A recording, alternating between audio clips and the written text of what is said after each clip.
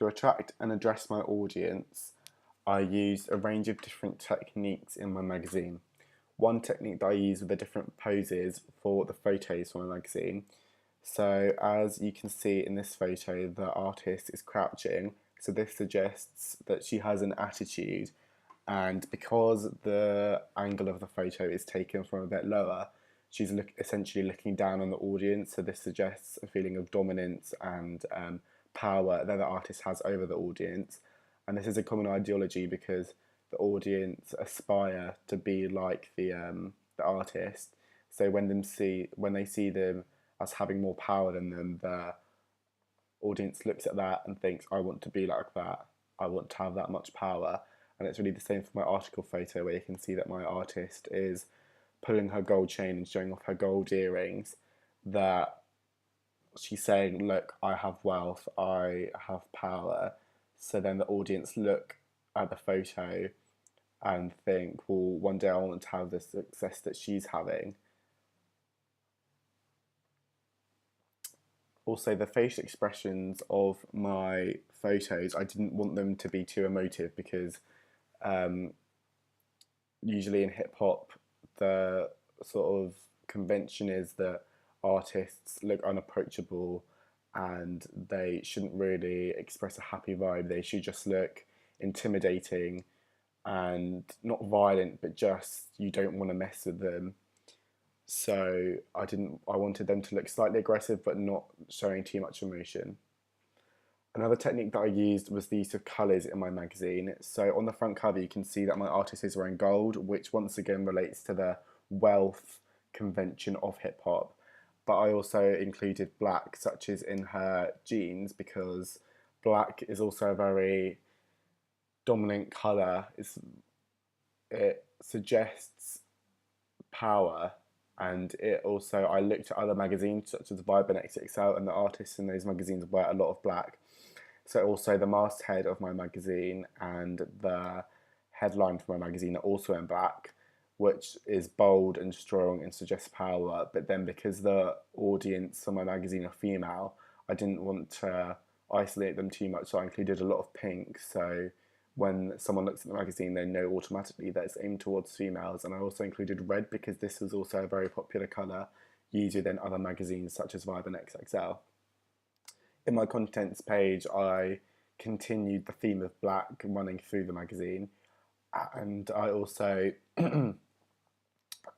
carried on the use of pink and red.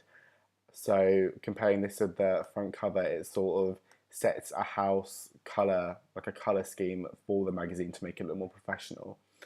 And then for my article, the photos that I took, she's wearing a blue sort of shirt, and at first when I was creating it I didn't really include that much blue, and people told me that the two pages weren't very integrated. So to actually integrate them, I changed pieces of text like the exclusive at the top here, and then the drop cap and the boxy end and the pull quote all into blue, so that the pages would integrate. And I also continued the theme of the pink and the black through the magazine to show that there was a colour scheme.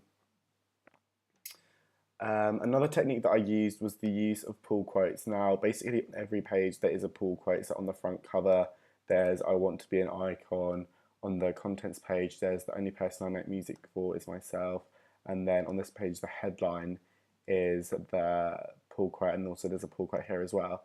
And I use these pull quotes because they're conventionally used within the hip hop genre to sort of shock the audience. So when the audience looks at the front cover of the magazine and they read something shocking, they're going to want to read the rest of the article, and it will just keep them interested if they read something that takes them by surprise, which will like improve their interest in the magazine. Um, the use of the shock factor means that the audience remain interested in the magazine's content the whole time. Another technique that I use were the photos. So obviously my magazine is focused more towards female, so I included a female on the front cover.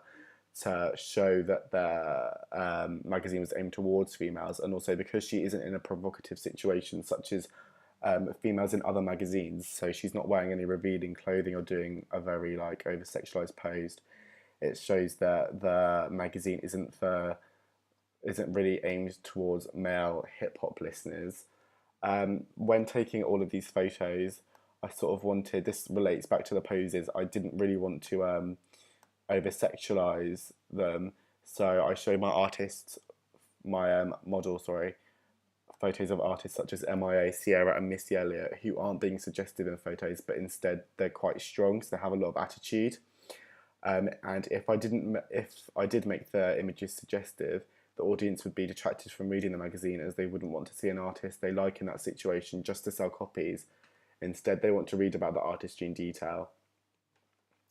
Another technique that I used was the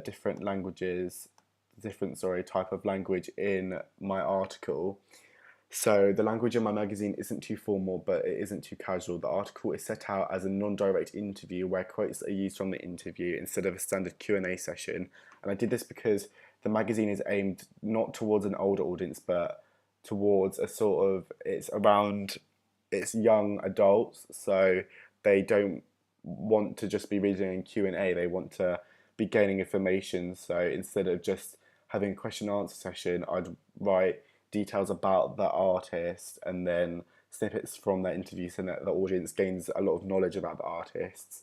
And I used different specialist words from the hip hop genre, such as Mac and Queen Bee, and also the topics of drugs, fashion, and feuds, which the audience will expect from a hip hop magazine, because they're going to want to read about this as they're conventional topics associated with hip hop music. The last technique that I used in my magazine was the use of technology. So if you can see on the front cover, there's actually a QR code right here. And on the contents page, there are different links to the social networks of my magazine. And then even on the double page spread, you can see that there's a link to my artist's Twitter, the magazine's Twitter, and the magazine's website. And I included all of these because the QR code, first off, and if the audience scan it with their smartphone, they can visit the magazine's website. So this sort of increases the online presence of the magazine. On the contents page, the social networks are really important because the younger generation who will be reading my magazine use technology in their everyday lives. So if the magazine starts to integrate that technology, then it's going to become a lot more popular, and it's going to allow the audience to connect with the magazine. So if they follow them on Twitter, they can get the latest news in the hip hop music community.